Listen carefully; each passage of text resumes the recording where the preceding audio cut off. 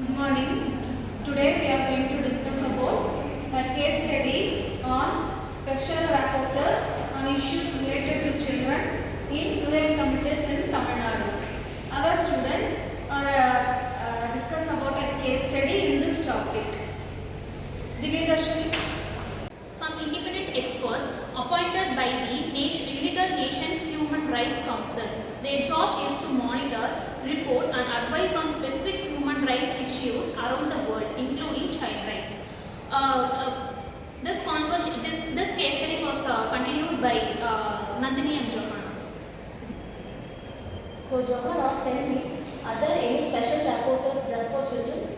Yes, there are some rapporteurs in the United Nations for special experts. They will be visiting some places in Tamil Nadu and they will be seeing what are the cases or what are the issues the children are facing. Some children will be facing sexual abuses, those kind of things, and there will be some different kinds of violence against the children too. And we have visited the places. It's called the Kattarangulam, that is the village in Thoothukudi district, and we have visited the places and we have talked to the people in those villages, and we have taken some issues what are the children are facing there, and we have given some advice to them to prevent the children from those things. So what do they do when they visit Tamil Nadu? What we have did is we have visited the villages and we have talked to the government and we have talked to the NGOs, those who are helping the people in the villages, and even to the children we have spoken them. And what are the problems they are facing is the first one is the child marriage. In villages they will be forced for child marriage. They will not be educated much out of their interest, and there will be more child labours also will be there. So under 14 years they will be going for the work and they were forced for those work. Child labour also is there and child trafficking is there. Some children are sold, they were removed and they were forced to work in the bad situations also. So these are the problems they were facing there, and the violence in home and against in schools also they were facing. They were beating and some people will be hurting them, and we have taken the report and we have given them the ideas how to prevent it from those traffickings. Okay, that was quite intense. Has this happened in Tamil Nadu? Yes, it was happening in Tamil Nadu too. In the year 2013, the research in United Nations, they have visited some places and they have seen many people, those who are abused, and those kind of thing, child trafficking was happened. What they have did is there were no proper rules and the steps followed from the government. What are the governments have to do? They were not followed the rules properly, and there were some different people in government also. They were didn't take any efforts to control those child trafficking, child labor, child marriage and all. And some of the steps taken by the Tamil Nadu too. What are the steps they have good process they have taken is the POCSO Act that to protect the children from the sexual abuse, and they have steps taken from the IPSC group also, that the government they have to take further steps for the children by safeguarding them and to protect them also. So if anything happens, there will be a report. So what will be done after the report?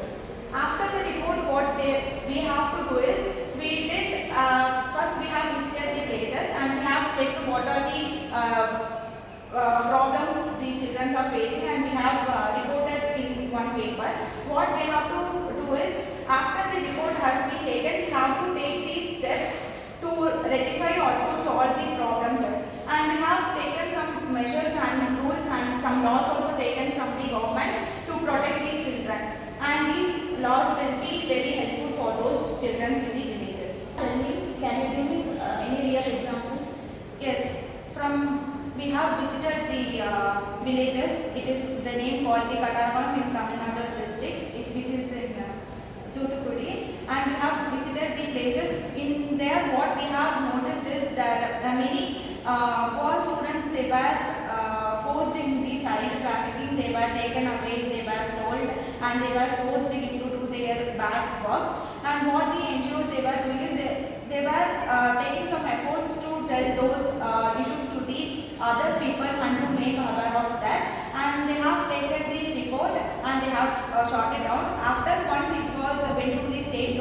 what they have did is they rectified what are the problems they were doing, and they have taken some steps to prevent those problems, and they have given some advice and ideas to prevent it and to protect those children from the child trafficking.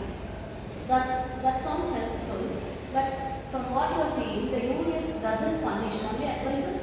Yes, but the United Nations, they can't able to punish those peoples. What they have to do is they will be just going and visiting the places, and they will be taking some reports what are the problems they are going, and they will be giving some advice and some ideas how to protect those children and to make the world more better and to be protective in these worlds.